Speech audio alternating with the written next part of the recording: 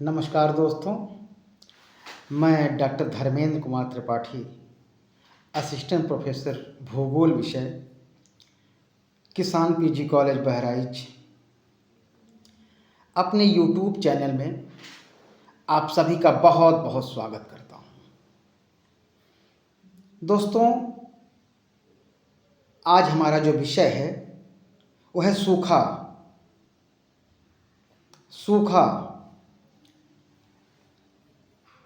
जिस विषय पर आज हमको वीडियो के माध्यम से चर्चा होनी है वो विषय है सूखा। जिसमें जल न रह गया हो। सूखा से तात्पर्य अगर देखा जाए तो जिसमें जल न रह गया हो, जिसका पानी निकल गया हो, उड़ गया हो या जल गया हो, जिसके अंदर का पानी निकल गया हो, जल गया हो या उड़ गया हो, जैसे सूखा तालाब, सूखी नदी, ये सब सूखा है। सूखा क्यों होता है? जब कई हफ्तों या सालों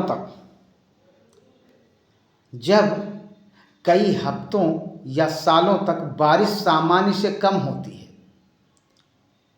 जब कई हफ्तों या सालों तक बारिश सामान्य से कम होती है तो जल प्रवाह कम हो जाता है। तो जो जल का प्रवाह है वो कम हो जाता है।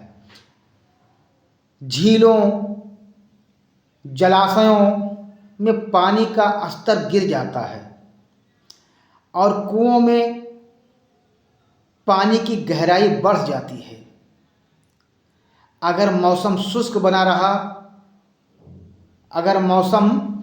बना रहता है और पानी की आपूर्ति में समस्याएं पैदा होती हैं तो शुष्क अवधि सूखे में बदल जाती है। यानी जब कई हफ्तों या सालों तक बारिश सामान्य से कम होती है तो जो जल का प्रवाह होता है वो कम हो जाता है। झीलें, जलाशय जो होते हैं उनमें पानी का स्तर जो होता है गिर जाता है। कुओं में पानी का स्तर और नीचे चला जाता है। अगर मौसम शुष्क बना रहता है और पानी की आपूर्ति में समस्याएं पैदा होती हैं तो शुष्क अवधि सूखे में बदल जाती है। जब लंबे समय तक औसतन कम बारिश होती है, जब दूसरे शब्दों में देखा जाए तो जब लंबे समय तक औसतन कम बारिश होती है तो उस स्थिति को सूखा कहते हैं। दूसरे शब्द में अगर देखा जाए तो जब लंबे समय तक औसतन कम बारिश होती है तो उस स्थिति को सूखा कहा जाता है। सूखा जल आपूर्ति में कमी, सूखा जो होता है उससे जल आपूर्ति में कमी की घटना है जो वर्षों, महीनों या दिनों तक चलती है। यानी दूसरे रूप में अगर सूखा के बारे में देखा जाए तो सूखा जब लंबे समय तक औसतन कम बारिश होती है तो उस स्थिति को सूखा कहते हैं। सूखा जल आपूर्ति में कमी की घटना है। ये सूखा जो है ये जल आपूर्ति में कमी की एक घटना है जो वर्षों, महीनों या कई दिनों तक चल सकती है। सूखा जो है पानी की आपूर्ति में लंबे समय तक कमी की एक घटना है।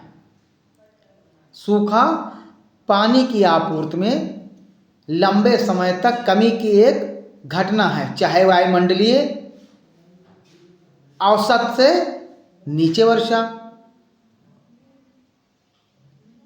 पानी हो, सतह का पानी हो, तो इसे हम सूखा कहते हैं। इसको हम सूखा कहते हैं। सूखा अन्य शब्दों में फिर दोबारा देखा जाए तो सूखा ऐसी स्थिति को कहा जाता है जब लंबे समय तक वर्षा,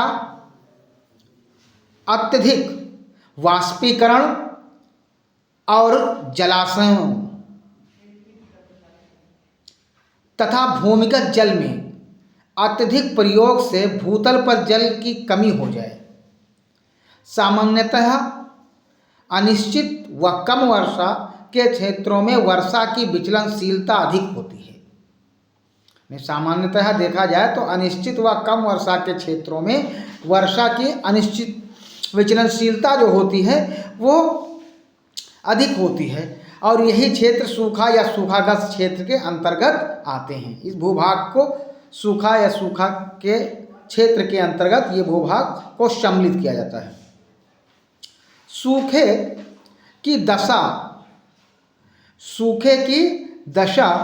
एवं सूखे की दशा एवं स्थिति को कई दृष्टिकोण के आधार पर सूखे की दशा और स्थिति को कई दृष्टिकोण के आधार पर विभक्त किया जाता है। जैसे मौसम विज्ञान संबंधी सूखा, जैसे नंबर 1 है मौसम विज्ञान संबंधी सूखा। मौसम विज्ञान संबंधी सूखा से तात्पर्य जब किसी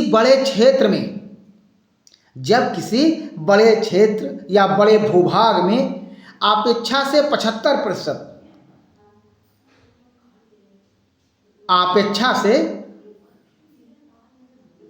75% कम वर्षा प्राप्त होती है, तब उक्त स्थिति उत्पन्न होती है। दूसरा है कृषि सूखा। इसे भूम आर्द्रता सूखा भी कहा जाता है। यानी कृषि सूखा जो है इसे भूम आर्द्रता सूखा के नाम से भी हम जानते हैं। इसमें मिट्टी में आर्द्रता की कमी, फसलें मुरझा जाती हैं। इसमें मिट्टी की आर्द्रता में कमी हो जाती है, फसलें मुरझा जाती हैं।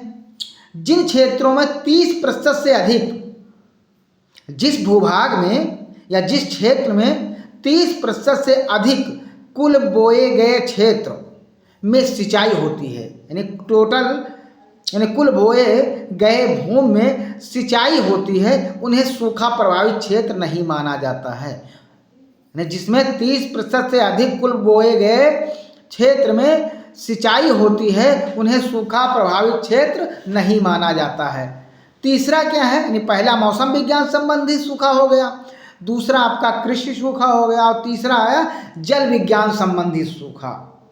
जल विज्ञान संबंधी सूखा ये स्थिति तब पैदा होती है, जल विज्ञान संबंधी सूखा ये स्थिति तब पैदा होती है जब विभिन्न जल संग्रहण जलाशय, जलभूत और झीलों इत्यादि का, जलाशय और झीलों इत्यादि का स्तर वृष्टि द्वारा की जाने वाली जलापूर्ति के बाद भी नीचे रह जाता है। यानी वर्षा के बाद जब जलाशयों और झीलों का स्तर वर्षा के द्वारा की जाने वाली जलापूर्ति के बाद जब नीचे रह जाता है तो उसे जल विज्ञान संबंधी सूखा कहते हैं। उसे हम जल विज्ञान संबंधी सूखा कहते हैं। नंबर 4 है पारिस्थितिक सूखा। नंबर 4था प्रकार है पारिस्थितिक सूखा। जब पारिस्थितिकी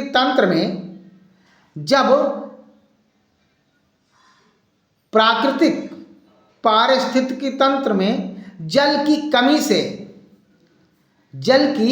कमी से उत्पादकता कमी हो जाती है। यानी जल की कमी से उत्पादकता में कमी हो जाती है और परिणाम स्वरूप पारिस्थितिकी तंत्र में तनाव आ जाता है, जिसके परिणाम स्वरूप पारिस्थितिकी तंत्र में तनाव आ जाता है तथा यह क्षतिग्रस्त हो जाता है तो पारिस्थितिक सूखा कहलाता है। तो इस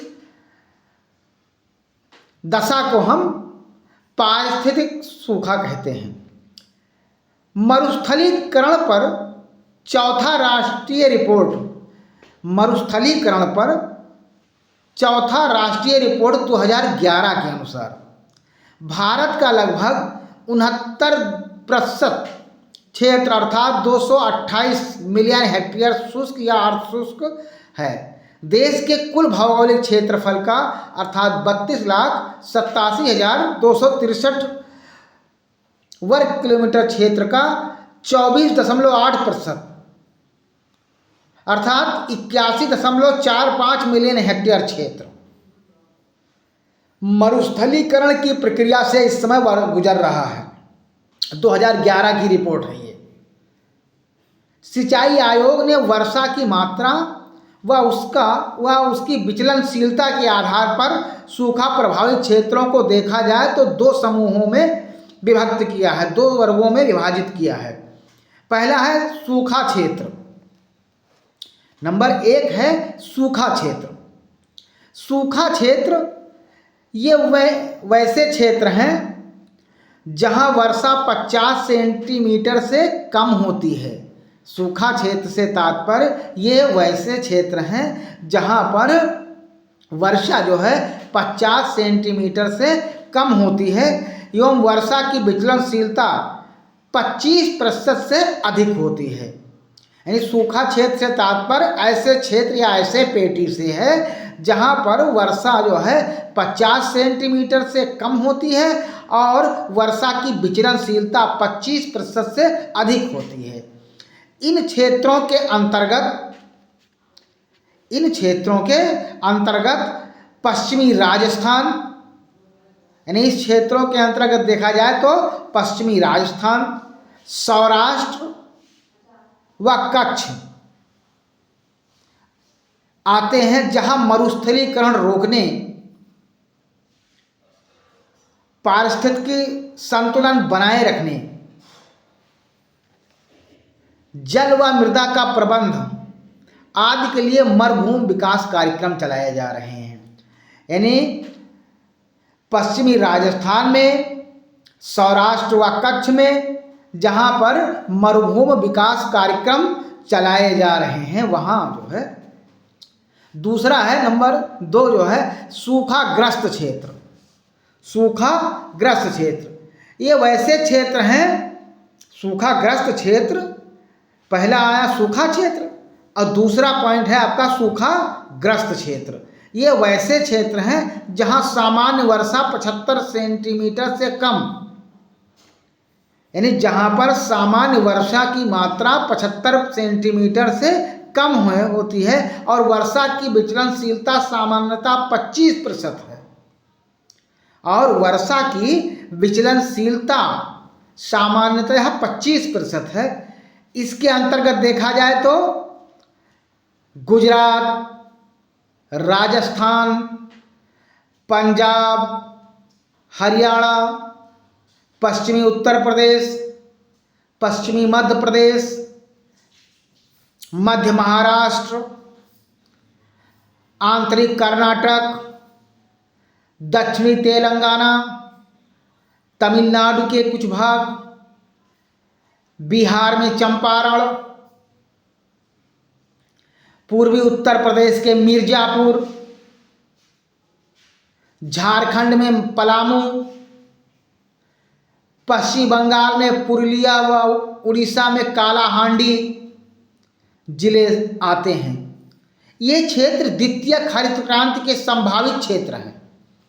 ये ऐसे क्षेत्र हैं जो देखा जाए तो द्वितीय हरित क्रांति के संभावित क्षेत्र हैं, जहां शुष्क कृषि प्रणाली, यानी यहाँ अगर देखा जाए तो शुष्क कृषि प्रणाली, मृदा व जल प्रबंधन, सामाजिक वानिकी, भूमि उत्पादकता बढ़ाने के विभिन्न प्रयास, वैकल्पिक अर्थव्यवस्था के रूप में पशुपालन का विकास,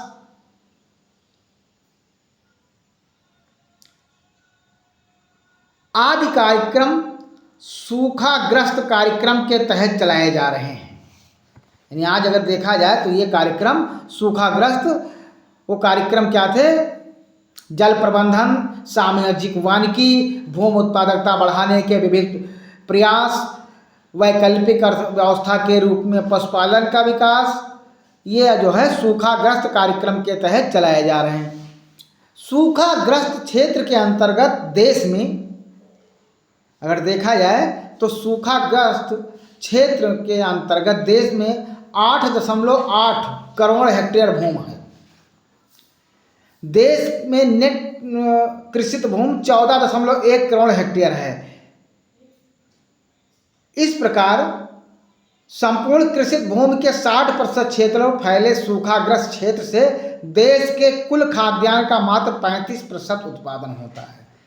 संपूर्ण खाद्यान्न के दृष्टिकोण से अगर देखा जाए तो यहाँ मात्र 35% खाद्यान्न का उत्पादन होता है। पर्यावरण और समाज पर सूखे का सोपानी प्रभाव पड़ता है। अगर देखा जाए तो पर्यावरण और समाज, इन दोनों पर सूखे का सोपानी प्रभाव पड़ता है। फसलें बर्बाद होने से अन्न की कमी हो जाती है। जब सूखा पड़ जाता है तो फसलें बर्बाद हो जाती हैं, जिससे अन्न की यानी खाद्यान्न की कमी हो जाती है, जिसे अकाल कहा जाता है। खाद्यान्न की कमी के बाद क्या होता है? भूखमरी आने आ जाती है। तो इस स्थिति को अकाल कहा जाता है। जल आपूर्ति की कमी जल अकाल कहलाती है। जल आपूर्ति की जब कमी होने लगती है तो उसको हम जल अकाल कहते हैं। यानी जब जल की जो आपूर्ति होती है उसमें कमी आ जाती है तो उसे हम जल अकाल के नाम से पुकारते हैं। तीनों परिस्थितियां मिल जाएं, अकाल, चारा कम होने की स्थिति को तृण अकाल, चारा कम हो जाने की स्थिति को तृण अकाल। एक बार हम दोबारा बोलते हैं, भूल गए थे। पर्यावरण और समाज पर भी सूखे का जो होता है असर बहुत पड़ता है। फसलें बर्बाद होने से खाद्यान्न की कमी हो जाती है, जिसे अकाल कहते हैं। चारा कम होने की स्थिति में जब आती है तो उसे तृण अकाल कहते हैं। यानी सूखा से चारा, पशुओं का जो चारा होता है उसमें भी कमी आ जाती है तो उसको हम तृण अकाल कहते हैं, तृण अकाल कहते हैं। जल आपूर्ति के स्तर में जब कमी आ जाती है तो उसको जल अकाल कहते हैं।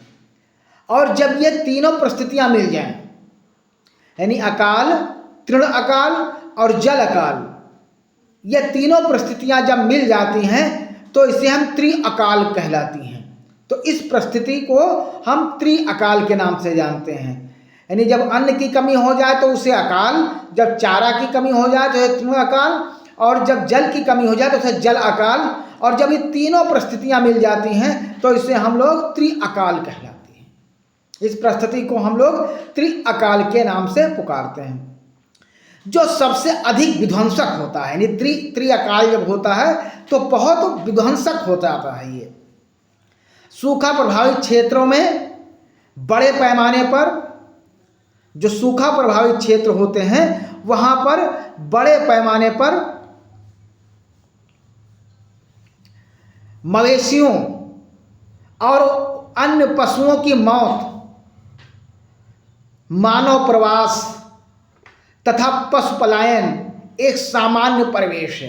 यानी उस वहाँ पर जहाँ पर ये तीनों परिस्थितियाँ आ जाती हैं, सूखा प्रभावित क्षेत्र, बृहत मवेशियों का और पशुओं की मौत होने लगती है, मानव प्रवास करने लगता है, पशु पलायन करने लगते हैं, एक सामान्य परिस्थिति आ जाती है। पानी की कमी के कारण लोग दूषित जल पीने को बाध्य हो जाते हैं। यानी पानी जब सूखा पड़ जाता है, और सूखा जल की कमी से होता है, तो जब जल की कमी हो जाएगी, जब पानी की कमी हो के कारण लोग दूषित पानी को पीना प्रारंभ कर देंगे, जिसके परिणाम स्वरूप अगर देखा जाए तो पेयजल संबंधी बीमारियां जन्म ले लेती हैं। पानी की कमी के कारण लोग दूषित जल को पीना प्रारंभ कर देते हैं, और इसके परिणाम स्वरूप पेयजल संबंधी बीमारियां जैसे आंत्रशोथ और हेपेटाइटिस हो जाती है। सामाजिक और प्राकृतिक पर्यावरण पर सूखे का प्रभाव तात्कालिक एवं दीर्घकालिक होता है। सामाजिक और प्राकृतिक पर्यावरण पर सूखे का जो प्रभाव होता है वो तात्कालिक एवं दीर्घकालिक दोनों होता है। यानी उसकी सूखे से जो समस्याएं होती हैं वो हम तत्काल में दिखने लेती हैं और उसके परिणाम दीर्घकाल में भी हमको दिखाई देते हैं। इसलिए सूखे से निपटने के लिए तैयार की जा रही योजनाओं को इसलिए केंद्र सरकार और राज्य सरकारों के द्वारा, इसलिए अगर देखा जाए तो केंद्र सरकार और राज्य सरकारों के द्वारा सूखे से निपटने के लिए तैयार की जाने वाली योजनाओं को उन्हें ध्यान में रखकर बनाना चाहिए। सूखे स्थिति में तात्कालिक सहायता में, अगर सूखे की स्थिति है तो तात्कालिक सहायता के अंतर्गत हमें सुरक्षित पेयजल वितरण, दवाइयाँ, पशुओं के लिए चारे और जल की उपलब्धता। यानी सूखे की स्थिति में तात्कालिक सहायता में क्या करना चाहिए? सुरक्षित जनता व्यक्तियों को, वहाँ के निवासियों को, जहाँ सूखे की स्थिति आई है वहाँ के निवासियों को सुरक्षित पेयजल, अनेक बीमारियों से संबंधित दवाइयाँ, पशुओं के लिए चारा और जल की उपलब्धता तथा लोगों और पशुओं को सुरक्षित स्थान पर पहुंचाना शामिल है। यानी व्यक्तियों और पशुओं को सुरक्षित स्थान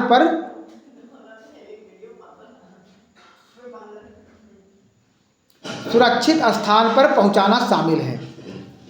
सूखे से निपटने के लिए दीर्घकालिक योजनाओं में, सूखे से निपटने के लिए दीर्घकालिक योजनाओं में विभिन्न कदम उठाए जा सकते हैं।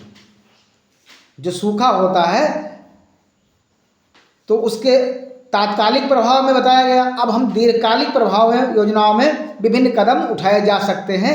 जैसे भूमिगत जल के भंडारण का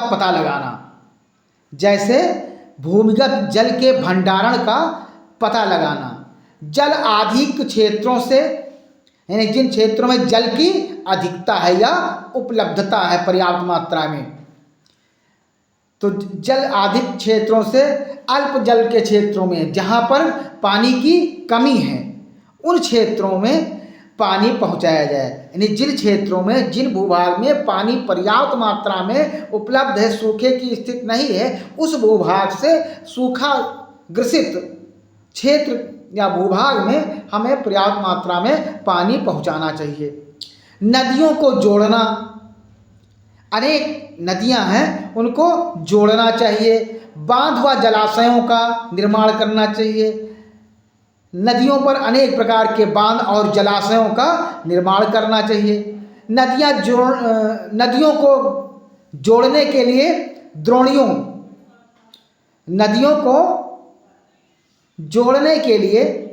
द्रोणियों की पहचान तथा भूमिगत जल भंडारण की संभावना, यानी नदियों को जोड़ने के लिए भूमिगत जल भंडारण की संभावना की पहचान तथा भूमिगत जल भंडारण की संभावना का पता लगाने के लिए सुदूरतम संवेदन और उपग्रहों से प्राप्त चित्रों का प्रयोग करना चाहिए। यानी भूमिगत जल के भंडारण की संभावना कहाँ है इनका पता लगाना चाहिए और नदियों को जोड़ने के लिए द्रोणियों को पता लगाना चाहिए। सूखा प्रतिरोधी फसलों के बारे में, यानी सूखा प्रतिरोधी फसलों के बारे में प्रचार प्रसार सूखे से लड़ने के लिए एक दीर्घकालिक उपाय है। यानी सूखा प्रतिरोधी फसलों के बारे में प्रचार प्रसार सूखे से लड़ने के लिए एक दीर्घकालिक उपाय है। यानी प्रचार प्रसार के माध्यम से हम जो है सूखे से लड़ सकते हैं। वर्षा जल संलवन सूखे का प्रभाव कम करने में महत्वपूर्ण भूमिका निभा सकता है। वर्षा का जल संलयन से हम सूखे के प्रभाव को कम कर सकते हैं या महत्वपूर्ण भूमिका निभा सकते हैं। तो इस प्रकार भारत में सूखा क्षेत्र कौन है, सूखा क्या है, इनके बारे में चर्चा की गई। और सूखा क्यों होता है? जब कई हफ्तों या सालों तक बारिश सामान्य रूप से कम हो जाती है तो जल का प्रवाह कम हो जाता है, झीलों और जलाशयों में पानी का स्तर गिर जाता है और कुओं में जो जल की लेवल होता है या पानी की गहराई होती है वो बढ़ जाती है। अगर मौसम शुष्क बना रहता है तो पानी की आपूर्ति में और समस्याएं पैदा हो जाती हैं, तो शुष्क अवधि को सूखे में बदल जाती है, तो ये सूखा कहलाता है। उम्मीद है दोस्तों आज जो हमारा विषय था सूखा, ये वीडियो से उसके बारे में आप सभी को जानकारी प्राप्त होगी। मिलते हैं एक नए वीडियो के साथ, एक नए विषय के साथ। तब तक के लिए नमस्कार।